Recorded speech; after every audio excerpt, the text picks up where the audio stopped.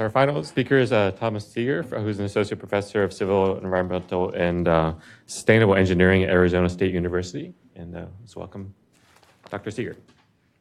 I'm going to walk around with it. I'm going to try the walk around. Sure. Yeah. I like the way Jake did that. Yeah. Keep us awake. We'll see. Yeah. Terrific. Right. Thanks. Yeah, I am Tom Seager. Just like the placard on the table says, I'm coming from Arizona State University. I'm trained as an environmental engineer, which means, it was a lot of fun watching the computer scientist explain my field management. Ben says I should go up, I should rearrange my talk and just get it on machine learning. I have rearranged my talk. I flew into Washington, D.C. a couple of nights ago, and I thought I knew what I was going to talk about. But I've watched Lance, and I've watched Jake, and I've watched a bunch of other people talk, and I threw out half of what I wrote in my abstract. I have a different talk. This is like real time. I was working in the lobby of the hotel. Did you turn it off, Dave? No, yes. Gotcha. Thank you. So what you're going to see is pretty raw. Well, about half of it is really raw. And by raw, I mean like Sharpie raw. So I want to bring us back to the title of the workshop, which is data integration. And I want to emphasize, if we can, the integration. You're not going to see a lot of data, but you are going to see some Sharpie drawings. To do this, I want to go back to where Lance started us, and that was with the John Snow, the birth of sanitary engineering. Go back to London and the cholera epidemic, which I think Jake's work that we just saw is kind of the legacy of that environmental engineering. How do we get clean water to the people in dense urban areas who need it? So I've put Snow back up, I put the cholera map back up, and I want you to think about the dilemma that if we were to face something like this, how would this dilemma present to us? So far, what I've seen are two approaches: engineering, which Jake has shown us, and medicine, which some other people have shown us. If these techniques were available to Snow in London, I can imagine him sequencing the genome of all the people on Broad Street and trying to get like a smart, personalized, precision medicine approach to understanding their susceptibility to the cholera or whatever. Another thing he could have done was take the handle off the pump. The engineering approach works outside the body. It works in the context that the patient, let's hope they don't become a patient, but that the person is immersed in. But medicine looks inside the body. And these are two different ways of thinking about the problem and the solution. I have no experience in medicine, even though environmental engineers have experience in public health. What I'm fond of saying is that environmental engineers save millions of people at a time, but doctors, one single patient at a time. If diarrhea is killing people, like it is, the environmental engineers have a different solution for that than the doctors would. So this data, this way of thinking about the world, it exists at two different scales. A lot of what we've seen for data integration so far is at the same scale. We have people who generally think about the world in the same way, but they have two different, I don't know what ontology was. I was the only one in the workshop who raised my hand, and thank you for trying to explain it to me. I only feel all the more inadequate for still not getting it.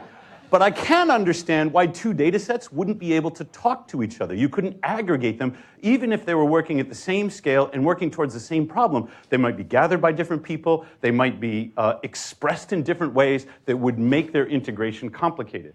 But this is a little more complicated. The way that I'm thinking of the engineering problem formulation and solution is very top-down. We deal with ensembles. We deal with populations. But to build an ensemble in medicine, you have to start from the bottom up. You need one patient at a time. And then you aggregate all the data of all of these patients. We start the other way around. We create a wastewater treatment plant or a water treatment plant that is meant to supply water to thousands, hundreds of thousands, or millions of people at once. And then we drill down to where the water is delivered at each individual house and do the sampling that Jake talked to us about. So now we have two different dimensions through which we could integrate data. The horizontal, about which we've heard a lot, but also the vertical, these two different worldviews that somehow have to meet in the middle that I'm trying to introduce here in the last talk of the workshop. Data and design, two different functions, and we've seen a little bit of them. Data is descriptive. It tries to take a model or create a model, an understanding of the world the way we see it, observe it, sense it. But design is imaginative. Design is prescriptive. Design says, look, I know that we have lead all over the Flint, Michigan service lines. But design says, but we shouldn't. I can imagine a different world in which we don't have that lead. And then we hire contractors and hydrovacs and the National Guard to go out and swap out. That is to make the real world accord with our imagination.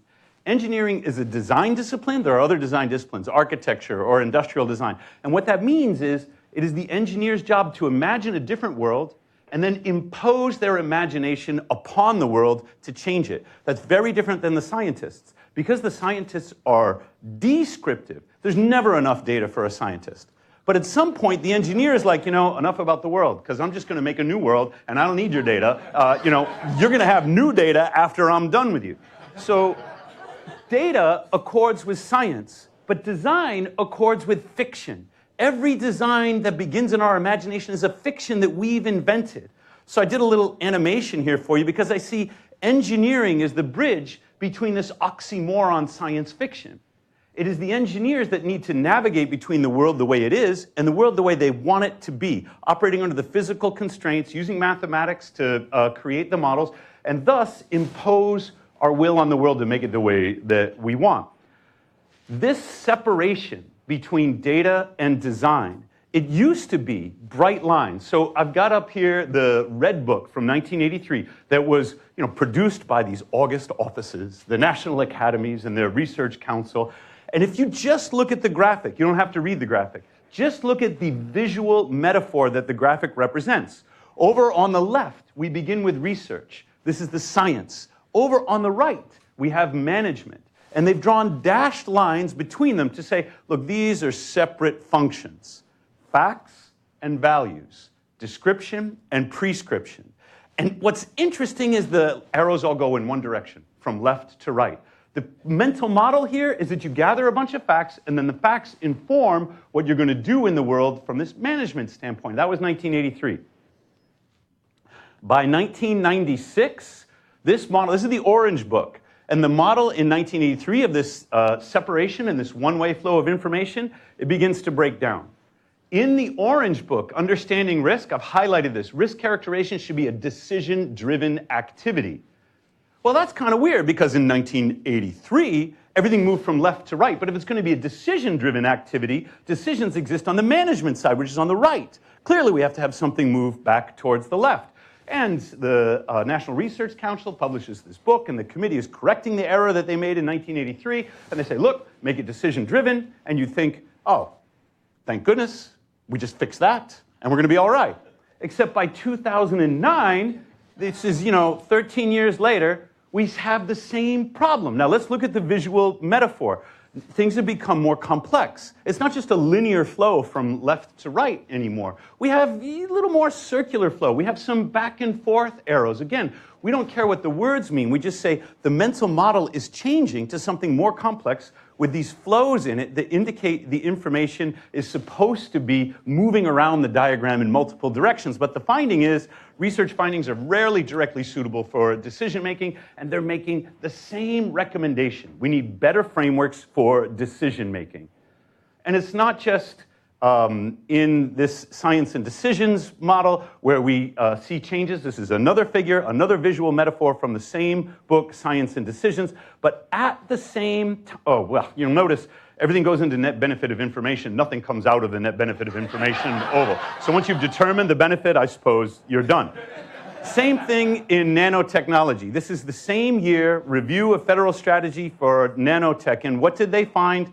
What we're doing in nanotech at that time, this is 10 years ago, is great for basic science and open-ended research program. If you're curiosity-driven, then we're doing a good job. But if you actually need to make decisions, and they highlight it right in the bottom here, are EH&S programs, environmental health and safety programs that are federally funded in nanotech at the time, we're not doing the job. So what we should be convinced of by now is that we need better integration of these two things, the data and the design, the descriptive and the prescriptive. Meanwhile, at the EPA, I lifted this from a contemporary research strategy document. This is how they were changing at the same time the National Research Council reports were coming out. The EPA was changing the way it began to think about the environment. And it was changing from this point source regulation to a life cycle model. One of the things that I've never heard before is the exposome. And I'm like, wasn't that a character in The Incredibles? I remember that. And I'm like, no, the exposome is evidently the life of the patient and all the exposures that they're, if I've got yesterday right, all the exposures that they accumulate over their lifetime. But that's not the way engineers think, because the object of attention for an engineer is the product or the technology. So we create a metaphorical life cycle, that the product is born, we have to extract a lot of materials and energy from the environment, we organize them in accordance with the design, we ship the product out to a consumer who uses it, and 6 hours later throws it away in the trash. I mean, this is what happens with a lot of the things that we use, whether it's packaging or pay for. It might be 2 years later when you upgrade your cell phone and you have no idea where all of the investment in that old phone goes. And it can go a lot of different places. But back into the environment is a common destination.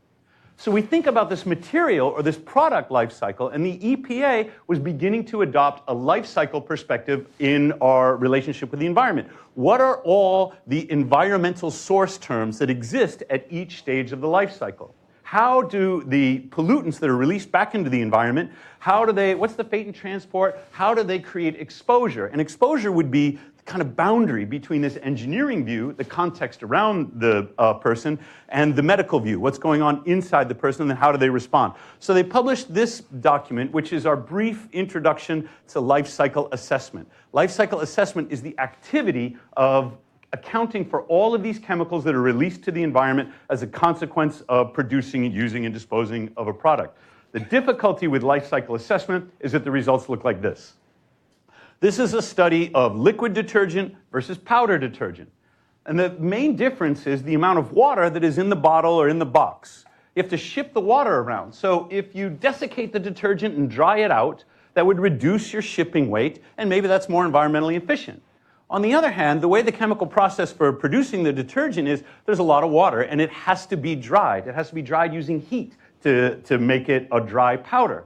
And that heat is an energetic investment. So we have two technological pathways to do the same thing, which is wash our clothes. The question is, which is environmentally preferable? We do this whole chemical accounting of everything that's released to the environment over the life cycle. And then we sort that out into, these are called midpoints, but they're potential environmental effects, things like climate change and human toxicity and marine eutrophication.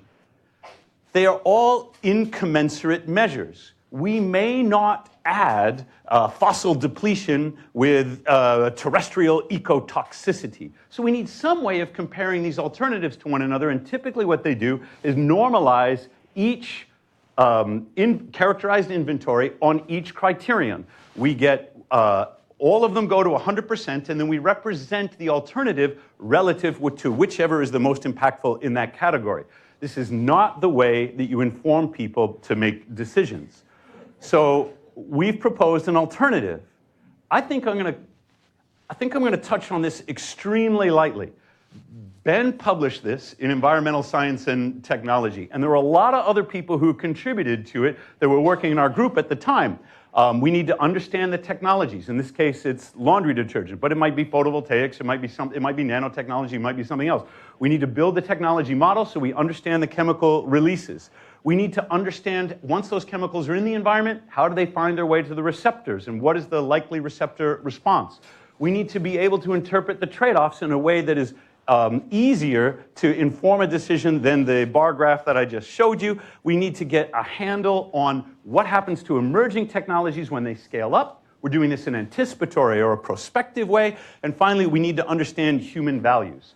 So I put a lot of names up on the screen. All of these people, or faces up on the screen, all of these people have earned their doctorates since and contributed to some extent to the cover story that Ben put on Environmental Science and Technology. Thank you very much, Ben. What do we need to know about decisions? This came out for me yesterday, that we talk about decisions, but we use some of these terms loosely. There's decision support, decision analysis, and decision making, and they're different. So I want to draw the distinction now. Decision support, Well, the scientific descriptive models, the data, offers us decision support. It tells us about how does the world work and what are the constraints under which we operate. But decision analysis is intended to elucidate these trade-offs. This is a lot closer to design. This is where the engineers are going to work. What are the alternatives available to me, and what do I have to give up in order to get what I want? And then finally, decision-making might have nothing to do with science. It could be completely a political or a deliberative process. It could be some sort of stakeholder engagement process. If we're talking about problems of the environment, it is an expression of values. What is the world that we want to live in? And it is only constrained by what we have over on the left, the decision support. I'm going to work as an engineer in the middle, in the decision analysis. It is my job to use life cycle assessment to inform people what the trade-offs are, not necessarily to tell them what kind of world that they want to live in, but what kind of alternatives are available to them and what are the choices that they have to make. The big problem with the incommensurate units of the environment is compensation. How much ozone depletion would you be willing to put up with to improve climate change? How much human toxicity would you tolerate if you were going to save on fossil fuel depletion? These sound like value-laden judgments, and they are. But just because we value one more than the other does not inform how much we would allow substitution of one environmental attribute for another environmental attribute. And there is a range of possibilities. On the left, I put full compensation. This is the economic view. We're going to reduce everything to dollars, and a dollar is a dollar is a dollar no matter where it comes from. Everything is fully compensatory. And if you don't like dollars, you can use utility units, or you can use some other universal measure in which we express these things and we allow trade-offs. Portfolio theory can be applied to the environment. And on the right, no compensation. We refuse to allow these trade-offs. The left accords with a with a weak sustainability perspective, and the right, a strong sustainability perspective, and I advocate in the middle, partially compensatory. That is, somewhere in the middle, we will allow compensation until one alternative performs so much better that we don't allow overcompensation. We don't allow supercompensation. You can think about this in buying a car. If I'm going to buy a car for my teenage daughter, I want a safe car. Once I've got up to a 5-star safety rating, there's no such thing as a 6-star safety rating or a 7. They could put more airbags in there. They could put more, I don't know what the heck they have in cars these days. But once I've achieved a certain threshold, I'm no longer willing to pay more. I'm no longer willing, she's no longer willing to give up her favorite color or whatever it is for an additional airbag. We reach a point where we are satisfied. And there's a lot in economic theory to say that human beings are largely these satisficing creatures, not the optimizing creatures. So I'm choosing the middle. How does it come out? One of the things I really liked about Jake's presentation is he showed us uncertainty and the role of uncertainty. Reza was telling me the joke that you mentioned yesterday. Pointillism makes for great art and really bad science. Did I get that right? It's Risha, yes. Risha, thank you. Like research. That sounds good. I'll remember it as research and Risha. The point is, I'm sick of point estimates. What I want is a probability distribution. And we don't have perfect data coming from our life cycle inventories or from our fate and transport models or anywhere in that circular, loopy, the visual metaphor of anticipatory life cycle assessment that Ben and I created together. What we need instead are distributions, because there's a lot of, I think it came up yesterday, there's a lot to learn about the tails. So here's what we've done. We've modeled all of the inventory data as a distribution. And we've said, okay, we're going to characterize it. We're going to measure it relative to a category like water depletion. And we see that if we were to only look at the means and the standard deviation, we might have a certain level of confidence. But we also see that there's an area of overlap. How confident are we? We could say, in this partially compensatory way, that if the differences exceed our threshold, whatever our indifference threshold is, we will allow a complete preference for one over the other.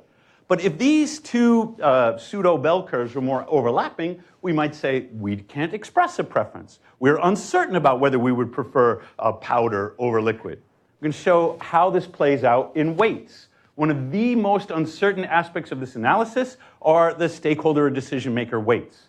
So we sample those stochastically. Even the people that you survey don't know what their values are. It's not like they go to the environmental store and they make these trade-offs every day and they say, oh, of course, well, water depletion versus fossil fuel depletion. This is how I feel about it. They need to construct an experiment with these preferences even as you're eliciting them. So we just model them all stochastically. We start with complete ignorance, and we create these beta distributions. We say, we don't know how much should be assigned to each environmental category, so we're going to just try them all, and we're going to see what happens. But as we learn more from our stakeholders, we can redistribute the weights, still sampling them stochastically because of the uncertainty in the elicitation process. All of this gets combined into something like this. When we add up all of the scores, we normalize them relative to one another. We express our confidence in preference for one alternative over the other in a single criterion.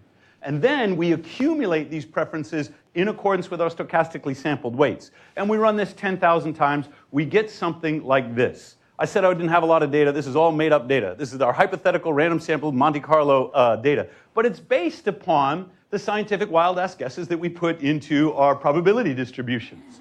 What it says is you're likely to prefer liquid over powder. 83%. Okay, you're Procter & Gamble. How do you feel about 83%? I should have reported it to 3 significant digits, The question is this enough confidence for you to go forward with a decision? And maybe it's not. What is the research that you need to gather in order to improve your confidence? Well, let's break it down. In water depletion, we have a lot of confidence that one is preferable to the other. In terrestrial acidification, not so much. This is a different study. This is photovoltaic technologies. I'm just showing you an example of how we would narrow down the research on the uncertainties that are important to the decision. When it comes to human toxicity, there's no differentiation. Now, human toxicity might be a really important consideration. You might value, as a decision maker, human toxicity. But the decision is not relevant to toxicity because there is no difference in the alternatives. We could, if we want to increase our confidence, we ignore water depletion. We already have confidence there. We would say we really need to understand this human toxicity issue better. Remember the value of information oval from Science and Decisions that doesn't go anywhere.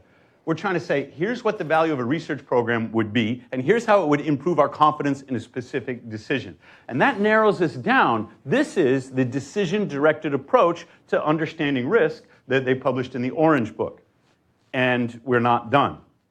Because, I got 2.5 minutes left, and I don't want to leave this last part out.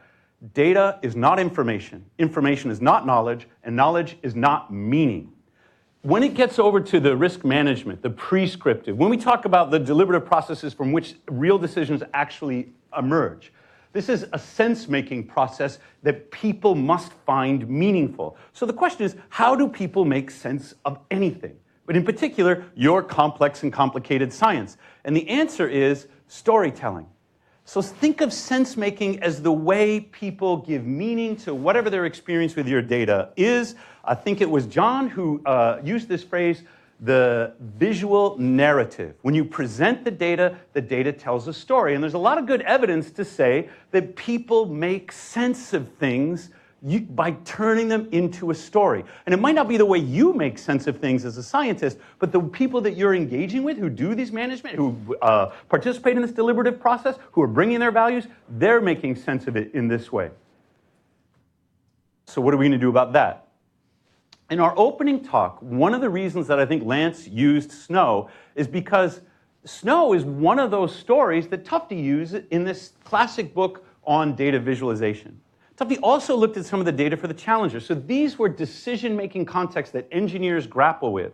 Where was the data? How was it presented to them? And what was the story that the data told at the time?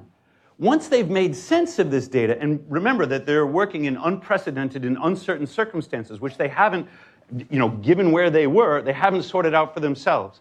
Once they turn that data into a story, then they're able to make a decision. The challenge that I have for you, I'm going to wrap up and maybe take some questions if they'll allow me. The challenge that I have for you is, what is the story of your data? Because we saw yesterday examples of where, again, this goes back to Lance, sort of this circular, there's the fishing expedition in which you might be looking for a new hypothesis, and then you might use the data to test that hypothesis, and you go back and revise, and you find out you don't have the data to really test the hypothesis, so you more. When you go around and around between formation of hypotheses and testing of formation, or testing of those hypotheses. When you are looking at your data and you're looking for something, you're looking for that story, I want you to think about the data visualizations that you construct, the way that you integrate the data as a matter of making sense through story. What is the narrative that the data tells you? Thanks.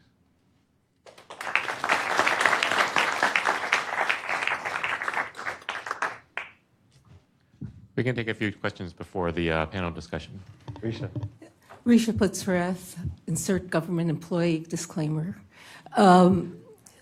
There are a lot of things that I'd like to talk with you about, and we will offline. But one of the issues I want to raise to the group is the problem of converting things into a common metric, whether it's dollars or anything else, because once the conversion has been made, the assumption is under all conditions, those things are fungible. And I'll take an example from now Justice Souter, who said, how many whales is your grandmother worth? And you can come up with a number, you can even come up with a distribution of that, but it depends also on things like how old's the grandmother, how healthy is the grandmother, and how is the whale population sustainable? What kind of whale? Yeah. But even if you just specify one type of whale, if you only have one whale left, it may be a big emotional issue, but if they can't reproduce, they're not worth a whole lot. Well, this is why we have judges, to make judgments. That's their job. And we want their judgments to be based upon an understanding of the world the way it is. Science gives them that, hopefully, that understanding of the world the way it is. And this constrains what our alternatives are and the way that we can act to get what we want. But I would suggest instead of a common metric, there's the field of multi-criteria decision analysis, which I've seen the Army Corps use to get a population to go from 12 possible solutions to their issue to the top 3, even though each group had a different reason for picking those top 3. They used multi-decision criteria analysis to get to the top 3, and now instead of arguing about 12, we're down to 2 or 3 or whatever. Ben, what do you think of Risha's suggestion to use multi-criteria decision analysis?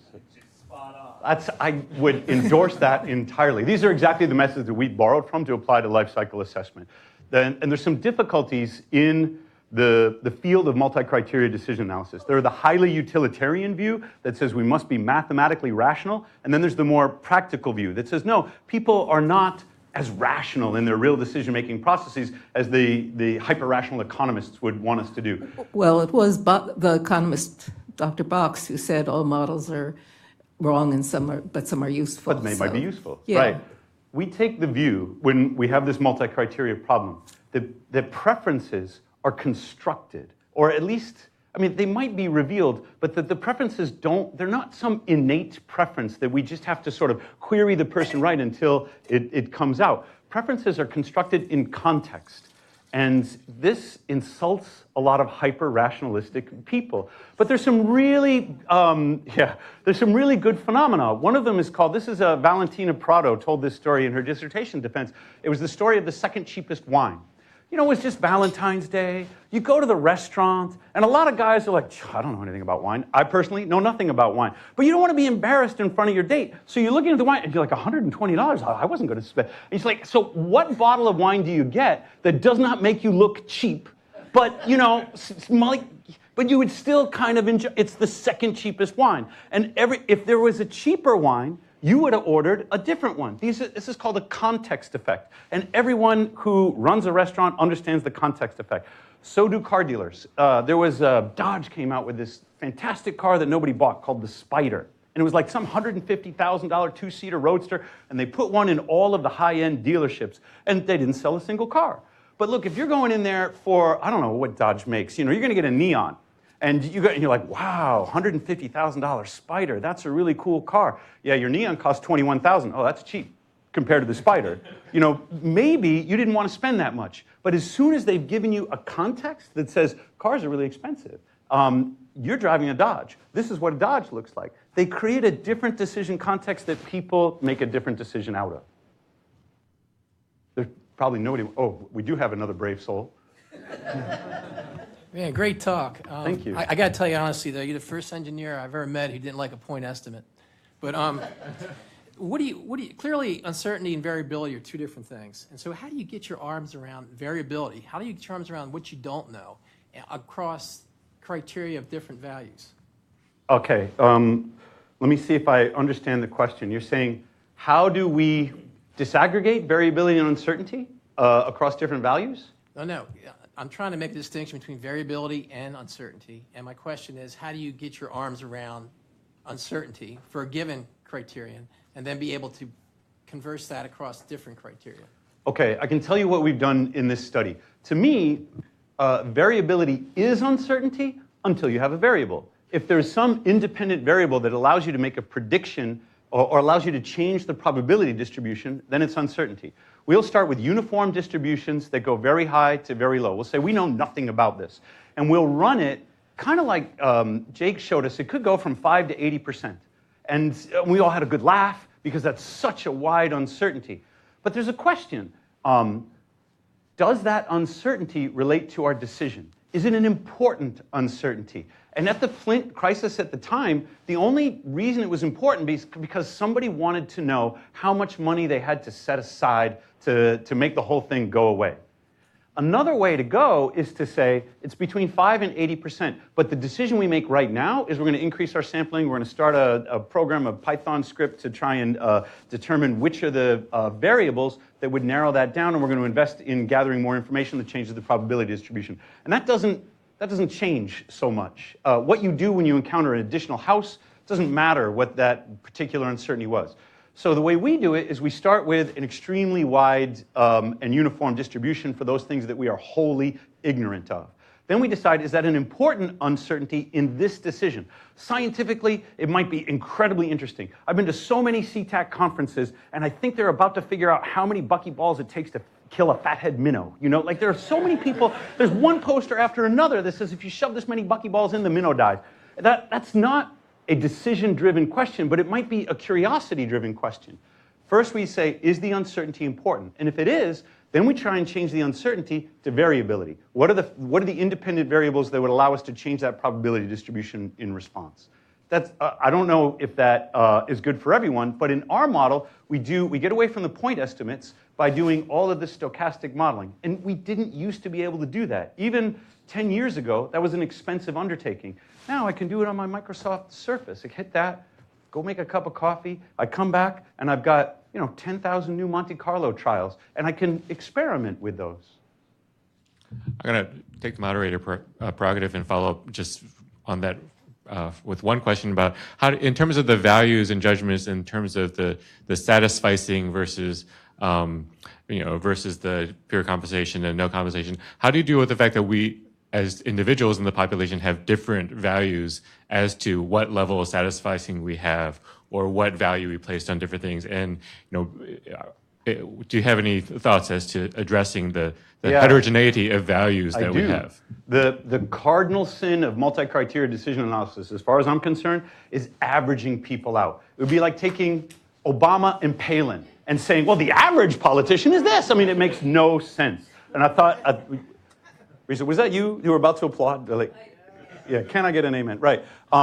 We may not aggregate incommensurate value systems, but what we may do is present two different answers. For you, with the values that you've expressed, maybe it's climate change and maybe your toxicity or whatever, we can say, here's how the alternatives would rank. And again, like the Army Corps, we might have it down to 3 or 4 alternatives.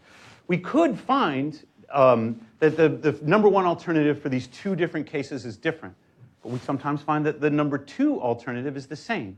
And this is how the analysis informs the deliberative process. We must keep people of sort of like minds in their own, hold up to them their own mirror of the decision, because they're going to see the trade-offs differently than someone of a different mind. Decision analysis is not decision making, which is why I have this slide, my little Sharpie pen slide, to try and make that demarcation clear. It informs the decision by focusing on the trade-offs. We still need the deliberative process, and they still might reach an impasse. Right. With that, I think we're going to thank Tom one more time. Thank you.